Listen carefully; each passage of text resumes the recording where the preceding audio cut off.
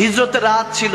নবীজি যখন হিজরত করে মক্কা থেকে মদিনায় যাচ্ছেন সিদ্দিক আকবর আবু বকর সিদ্দিককে সাথে নিয়ে, তো মদিনার কাছাকাছি আসার পর নবীজির অনেক ক্ষুধা লাগলো। আসরের সময় যখন চলে আসছে, একটা ঘর দেখলেন আমার পেয়ারা নবী। কাছাকাছি গেলেন, ডাক দিলেন, কেউ কি আছেন? ভিতর থেকে আওয়াজ আসলো, এক খাতুন, একজন মা। বললেন যে আছি, কি প্রয়োজন, কি চাই?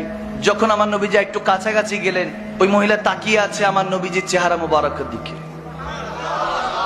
ইহুদি ছিল, গুনাহগার ছিল, বেদিন ছিল, কিন্তু নবীজির দিকে তাকিয়ে আছে। নবীজি বলতেছে খাওয়ার কিছু হবে, আমরা দুজন মুসাফির। তো যখন আরব মহিলা, তো বলতেছে মেহমানদারি করতে পারলে অনেক খুশি হতাম, কিন্তু ঘরে কিছু নাই, বকরি কিছু ছিল, আমার স্বামী চড়াতে নিয়ে গিয়েছে বকরিগুলি, এখন ঘরের মধ্যে এমন তেমন একটা খাবার দাবার নেই, আপনাকে যে খেদমত করব। আমার নবীজি দেখলেন একটা পাশে, ওই ঘরের কাছে কোণার মধ্যে বারান্দা, একটা কামজোর একদম একটা বকরি বাঁধা। তখন নবীজি বললেন ওই বকরিটা আছে তো, ওখান থেকে আমি একটু দুধ নিয়ে নেই। তখন ওই মহিলা বলতেছে এটার পাটা একটু ভাঙা, এজন্য এটাকে রেখে গিয়েছেন, এখন কোনোভাবেই আর সম্ভব না। নবীজি বলেন আমি চেষ্টা করে দেখি, যদি আপনার আপত্তি না থাকে।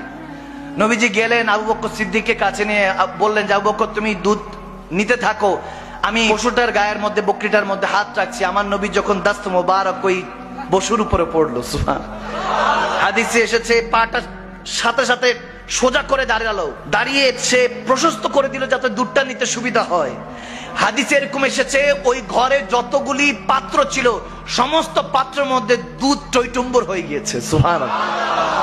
সব যখন টইটুম্বর হয়ে গিয়েছে, ওই খাতুন তো এরকম নাজারা জীবনও দেখে নাই, এরকম মুজিজা তার কাছে তো জাদু মনে হয়েছে, যেটা কি হলো। তো তেনার সন্তানও ছিল, ছোট্ট সন্তান ছেলে, সেও দেখছে, মোহাব্বতও দেখছে, মোহাব্বতের মাও দেখছে, সুবহানাল্লাহ। এরপরে যখন আমার নবী দুধটা নিলেন, কিছুটা পান করে এরপরে বললেন যে ঠিক আছে আমি রেখে চলে যাচ্ছি। নবীজি চলে যাচ্ছেন, কিন্তু ওই মা এবং মায়ের ছেলে দুইজনই নবীজির দিকে তাকিয়ে আছে, দেখতেছে চলে যাচ্ছে, চলে গেছে। অনেক দূর চলে যাওয়ার পর মা ছেলে বসে বসে গল্প করতেছে, কত নুরানি মানুষটা ছিলেন, কত নুরানি ছিলেন।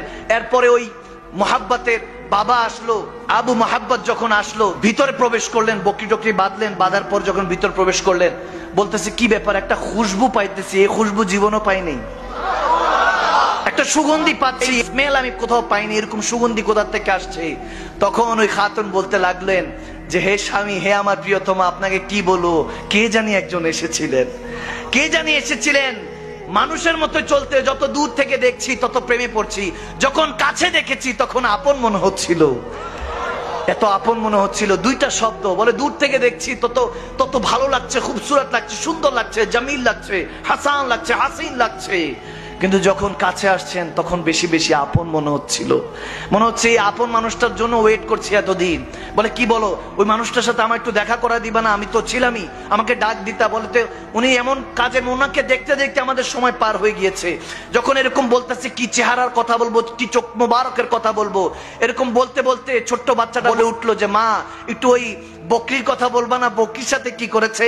তখন বলে হ্যাঁ হ্যাঁ। তখন ছেলেটাও বলতে শুরু করলো, মাটাও বলতে শুরু করলো যে বাবা জানো বকরিটা না এরকম অসুস্থ ছিল, হাতটা দিল, বকরিটা ভালো হয়ে গেল, দেখো এই যে পুরো ঘরের মধ্যে দুধ পড়ে আছে, দুধের টইটম্বর হয়ে আছে, প্রত্যেকটা পাত্রের মধ্যে দুধ।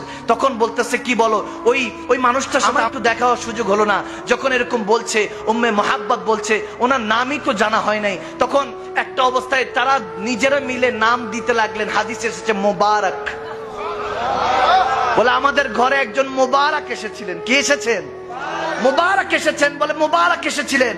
মোবারক যখন নাম দিলেন, এখন প্রত্যেক দিন ওই স্বামী এসেই জিজ্ঞেস করে, আচ্ছা মোবারকের জুলফ কেমন ছিল, বাবরি চুলটা কেমন ছিল, আচ্ছা মোবারকের চোখ মোবারকটা কেমন ছিল, চোখটার দিক কিভাবে তাকাতেন, আচ্ছা মোবারক কি মুচকি হেসে কথা বলতেন নাকি গম্ভীর ভাবে কথা বলতেন। এরকম প্রত্যেক দিন আলোচনা চলছে।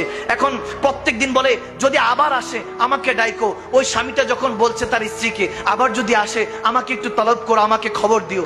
এখন দেখতে দেখতে অনেক দিন পার হয়ে গেল, আসছে না। ওই দিন ওই মাটা মোহাব্বত তার ছেলেকে নিয়ে যখন বাজারে গেল মদিনার, যখন মদিনার মধ্যে বাজার সদাই করছে, হঠাৎ করে দেখে আবু বকর সিদ্দিক আকবর রাদিয়াল্লাহু তাআলা দাঁড়িয়ে কিছু একটা কিনছে। তখন ছেলেটা তার মার আঁচল টান দিয়ে বলে, মা ওই যে ওই দিন মোবারক এসেছিল না, তেনার সাথে যে সঙ্গী ছিল ওনাকে দেখা যাচ্ছে, মনে হয় ওনাকে দেখা যাচ্ছে। দৌড়ায় তারা আসলো, এসে বলতেছে হে আজনবী, আপনি কি মনে আছে ওই দিন ওই যে বকরির উপর একজন হাত ফিরেছিলেন, দুধের ব্যবস্থা হয়েছে? হযরত আবু বকর সিদ্দিক মুচকি হাসি দিয়ে বলে, বলে হ্যাঁ আমি আপনাকে চিনতে পেরেছি, আপনাদেরকে চিনতে পেরেছি।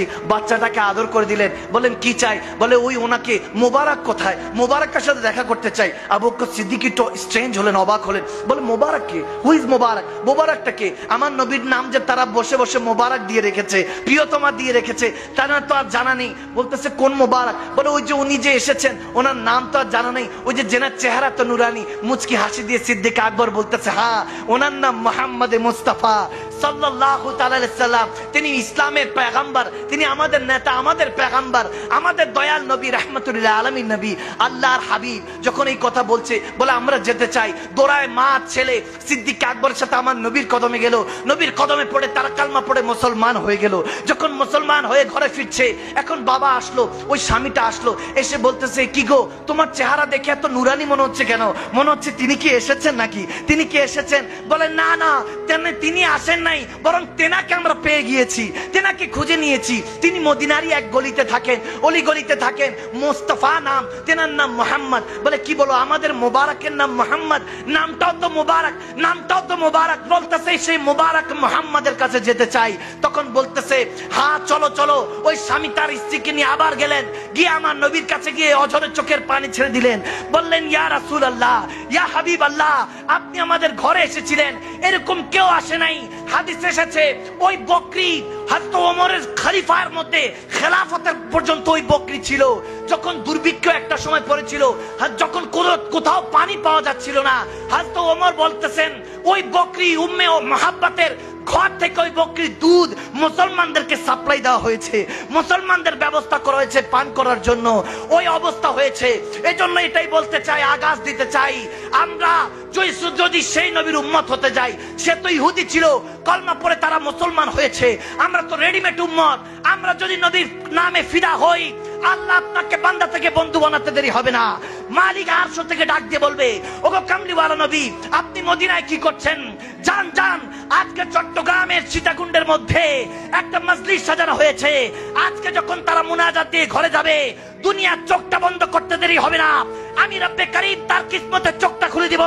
জান ইয়া রাসূলুল্লাহ বলে তারা চিৎকার দিয়েছে। আজকে তাদের সাথে দেখা করে তাদের সিনাকে মদিনার আয়না বানিয়ে দেন। সুবহানাল্লাহ।